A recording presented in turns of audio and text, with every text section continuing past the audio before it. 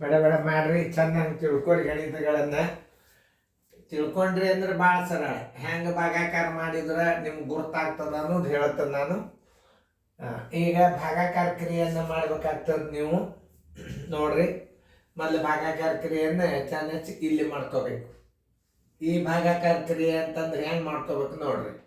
7 + 2 × 6 6/4 ಮಾಡಿದಂಗೆ ಆಯ್ತು ನೀವು ಅಲ್ಲಿ. 12/6 ಇದನ್ನು ನೀವು ಭಾಗಾಕಾರ ಮಾಡಿದಂಗೆ ಅದು. ಅದನ್ನೇನು ಮಾಡಬೇಕಂತ ಏನಿಲ್ಲ.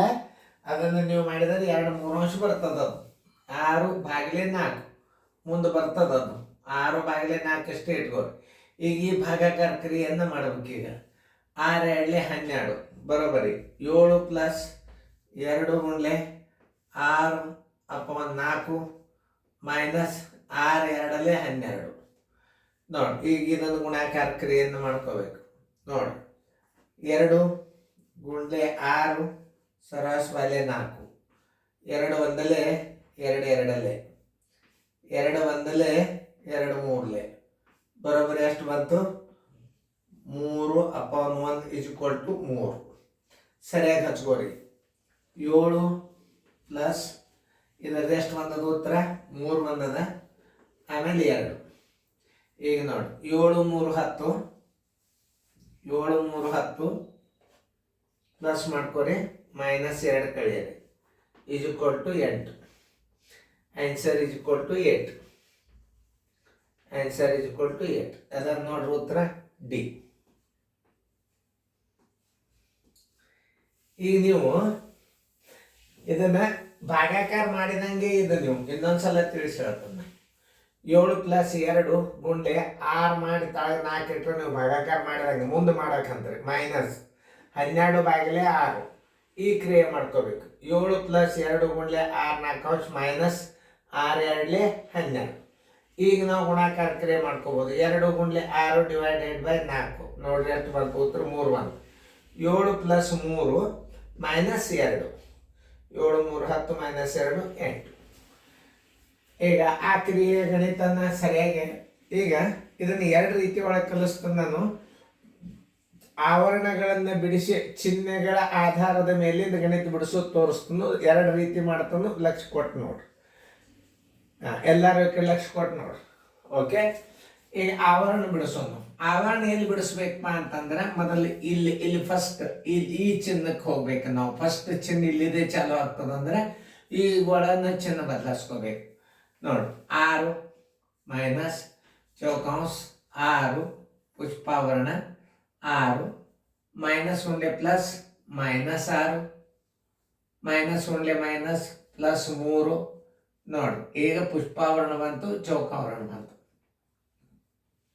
ಆವರಣಗಳನ್ನು ಬಿಡಿಸೋದಂತಾರೆ ಅದಕ್ಕೆ. ಈಗ ನೋಡಿ 6 - ಚೌಕಾಂಶ 6 ಇಡ್ರಿ -+- -6 -1 -+6 -1 -3 ಮತ್ತೆ ಇಲ್ಲಿ ಬನ್ನಿ. 6 -1 + -6 -+6 -1 +-6 -1 ಇವು ಅಧಿಕ ಎಷ್ಟು ಉಣ ಎಷ್ಟು ಹೊರಗೆ ತಕ್ಕೋರಿ. ಇದು ಅಧಿಕ ಇದು ಅಧಿಕ ಇದು ಅಧಿಕ.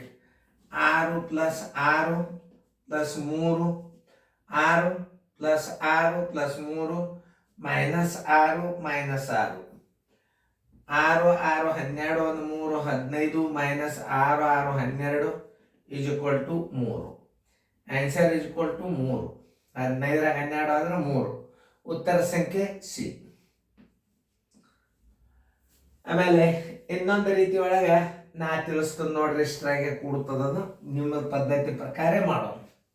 ಆವರಣಗಳನ್ನು ಬಿಡಿಸಿ ಮಾಡೋದಂದ್ರೆ 6 ಚೌಕಾಂಶ ಆಮೇಲೆ 6 - ಪುಷ್ಪಾವರಣ 6 - ದುಂಡಕಾಂಶ 6 - 3 ಪುಷ್ಪಾವರಣ ಚೌಕಾವರಣ. ಈಗ ನೋಡ್ರಿ 6 - ಚೌಕಾಂಶ 6 ಪುಷ್ಪ ಪುಷ್ಪಾವರಣ 6 ಮೈನಸ್ 6 3 ಆದ್ರೆ 3 ಪುಷ್ಪಾವರಣ ಚೌಕಾವರಣ. ಈಗ ನೋಡಿ 6 ಮೈನಸ್ ಚೌಕಾಂಶ 6 ಮೈನಸ್ 6 3 ಆದ್ರೆ 3. ಈಗ ನೋಡಿ 6 ಮೈನಸ್ 6 3 ಆದ್ರೆ 3, 6 3 ತೆಗೆದ್ರೆ 3. Answer is equal to 3. ಹಿಂಗೂ ಮಾಡ್ಬೋದು. ಎರಡು ರೀತಿ ಕಲಿಸಿದ್ ನಾವು. ಇದು ಆವರಣಗಳನ್ನು ತೆಗೆದು ಮಾಡೋದನ್ನು ಕಲಿಬೇಕು. ನೀವು ಡೈರೆಕ್ಟಾಗಿ ನೀವು 6 ಮೈನಸ್ ಪುಷ್ಪಾವರಣ 6 ಮೈನಸ್ 6 3 ಆದ್ರೆ 3 ಇಡ್ರಿ. ಆಮೇಲೆ ಚೌಕಾವರಣ ಕಂಪ್ಲೀಟ್ ಮಾಡಬೇಕು. ಈಗ ಇದ್ರ ಆಗಿನ ಉತ್ತರ ಏನು +3 ಇರ್ತದೆ. ಹೆಸರು ಇಟ್ಕೋರಿ.